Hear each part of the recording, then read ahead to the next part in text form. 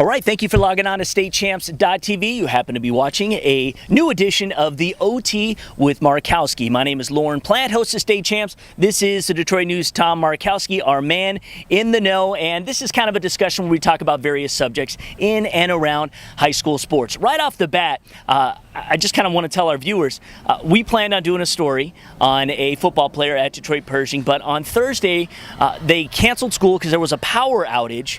But as a result of that, the football team was not allowed to practice, not during the day, not anytime. And this is the day before a pretty big game. You saw the highlights on State Champs this week. What's your make of that?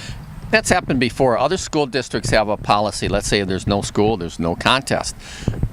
Now, the no school, no practice is kind of new to me. I just kind of assumed that you would go to practice. But you have to think about the financial situation with the PSL too, and maybe the legal standpoint too. How do you get the kids back and forth from the school while not going to school? It's just a practice function. Now, I'm kind of confused on the matter. They do this in the preseason, football practices. They're able to, come to practice when there's no school. Right. But I guess when school starts and there's no school, right, it's different. Right. Well, it's always different in the PSL, and it really hurts the kids too, because what happens on the day before a game, now it doesn't seem like much because there isn't a lot of contact, but that's when you a lot of times put in your final offense. That's your run through. That's your run through. That's just, they simulate a lot of things that the coaches hope to take place the following day.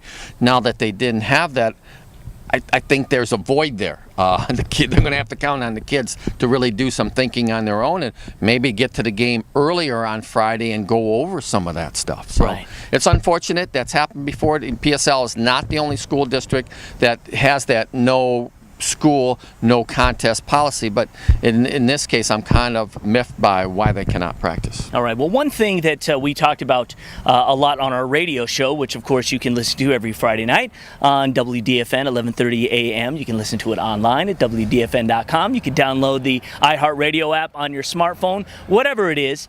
You can tune in every Friday night from 10 to midnight. And we talked about the situation that we kind of observed with Jake Vento at Farmington Hills Harrison when they played Southfield. It was brutally hot. Mm-hmm. I noticed him taking a couple of shots, nothing unusual for a running quarterback. No. But he came off to the field, got sick, but it was determined that he was just dehydrated. It wasn't a concussion or anything like that. But you talked to Harrington this week just to give our viewers a little more of what took place in that conversation. Sure. Well, first I want to talk, when I talked to Rod Beard, the reporter from our paper that covered the game, he said he talked to Jake after the game, and he seemed a bit woozy and a little bit out of it. Now, there's some maybe confusion and maybe not confusion. Maybe he did suffer from concussion-like symptoms, but talking to John Harrington, he thought it was just a dehydration, mm-hmm. and then if you get dehydrated and it's really hot, you are going to get woozy. You will get dizzy. I mean, that's going to happen to anybody. But getting back to what John told me this week, he says they have a team trainer at every game. But not only that, they have a team doctor at every game. So it's really out of his hands, he says. They go over an individual that might be shaken up, whether it be an ankle or a shoulder, or in this case, dehydration, and maybe even if a concussion takes place. And John says that, it takes a lot of load off of him. He doesn't have to be the one to look at the player and say, okay, you're ready. He's relying on somebody that has a lot more knowledge about the situation and than he does. So, what if he didn't have a doctor there, like a lot of teams don't? You have to rely on that team trainer then. The team trainer has experience in that. Obviously, a doctor's in a different situation. But if you have two people like that, the more the better. And it's unfortunate that some school systems, like the PSL, here we are bashing the PSL a little bit here, do not have team doctors or a team trainer at most cases. Sometimes they will have a team trainer there. If you go to PSL games, there will be an ambulance available in one of the two end zones. If something serious happens to one of the players, then boom, they're right on the spot. That the personnel there are able to handle the situation and go from there. So, right. Ladies and gentlemen, some of Southfield's finest, Waste Management, just doing their job. So that's fine. We'll let him go ahead and do his thing. But you go ahead. Well, I guess my point is it's always have more people there than maybe necessary. talking to John, I think that doctor is, it's just voluntary. Then he's really not on staff. He's not an assistant coach. But you get with some really good programs and who have good support, they're going to have volunteers, and volunteers are so important in high school football. For sure. And I think it just comes back to that point: the more, the merrier type of deal. All right. Well, obviously, an issue that's going to be really exploding, we feel soon, is open enrollment. And give us an update on where that stands. Well, it's possible that our governor will institute, through the lawmaker process, a mandatory open enrollment for all public high schools. Now, that's not going to happen, maybe not at all, but it's possible it will happen later this year. If that takes place, then I think you're going to find some school districts unhappy about it. Personally, personally, I'm against it myself to force the school system to be an open enrollment. Now, we maybe get into that in a little bit. But talking to some people like Bob Zarnecki down at Trenton, that is a closed district. Their football players are from Trenton.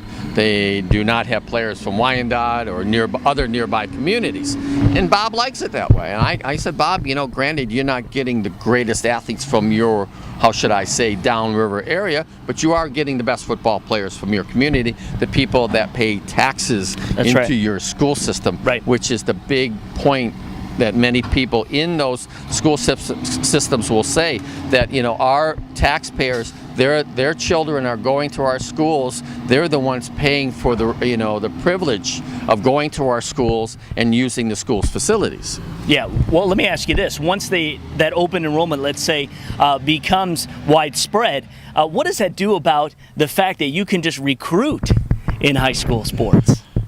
I'm not sure our governor is really concerned about that. You're right. Tongue in cheek with that one.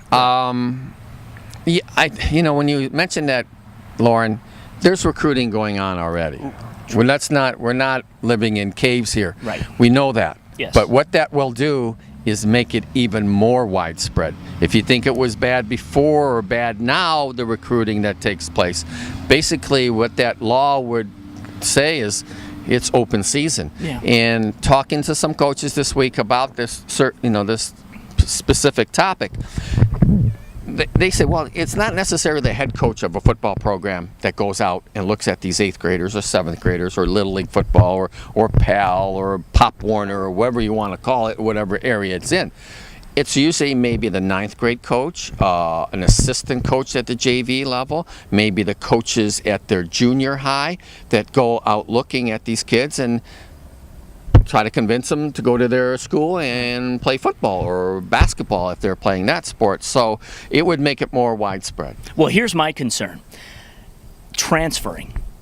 Because kids feel maybe they're getting a raw deal. Let's say they're a sophomore. They think they should be starting on their particular team. And in most cases, you'd have to ride that out. And let's just say it's a maturity process, and the next year you're playing, and everything happens the way it happens. But you can have widespread transferring now because some parent or kid or whatever the case may be feel they're getting a raw deal, and somebody else is offering them a better gig at a high school across town. And, there usually is that waiting period and all of that, and you could really affect maybe what could be a promising high school career. Yeah, it would add that. Already, what you're talking about already takes place, but it would take place even more because now you have everybody. There are no constraints. You don't have to move to the district. For instance, take an Allen Park, for example. Now, to play at Allen Park, you have to be within the Allen Park school system. And I was talking to Hoover, I think since like 3rd grade or 5th grade, it's real at the lower levels. If you transfer in after that, you're not going to be eligible. So they discourage that, obviously, because if you transfer in and you just can't play, you got to be transferred in earlier. Now you wipe that away and you transfer in as your sophomore year in high school. Boom, you're eligible. You look at Allen Park, they have a great history. Hoover's got a great program on his hands. Why wouldn't somebody from Lincoln Park, Wyandotte, or Taylor, whatever you want, whatever communities are in the area, go to play for Allen Park? I'm going to play for Tom Hoover. They're a winning program. Blah blah blah. That's going to happen if this takes place. This new law. Do you think they'll wipe away any restrictions with reference to transferring?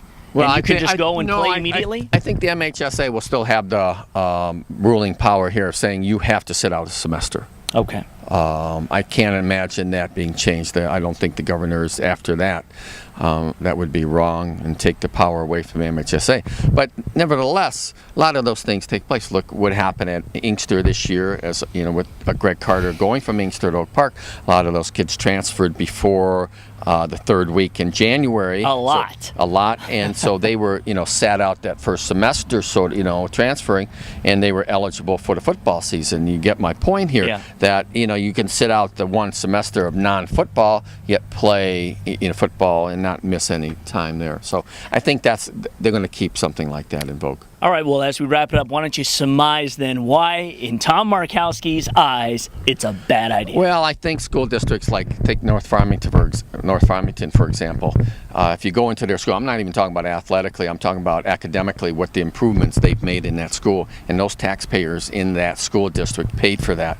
And they don't feel that somebody from, Oxford, just to throw out a name, should be able to come down to North Farmington schools and use these marvelous academic facilities that were paid for by people in their community, and those people from Oxford did not pay for. So I'm not even talking about athletics, I'm talking about academics.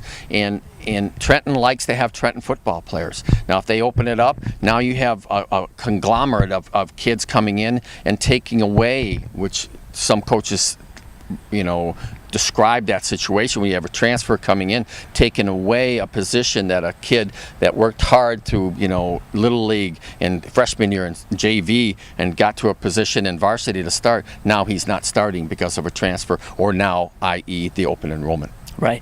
Well, have you heard any timeline as to when this may be voted on? Well, it could be coming up as early as November, and it's something we have to look out for. And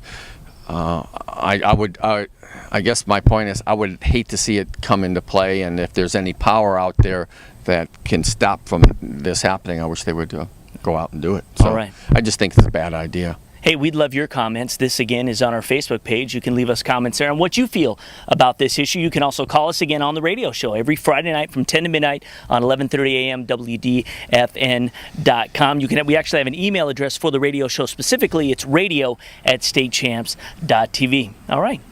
Good topic. Good discussion. Week. All right. Good week. We'll see you next week right here on the OT.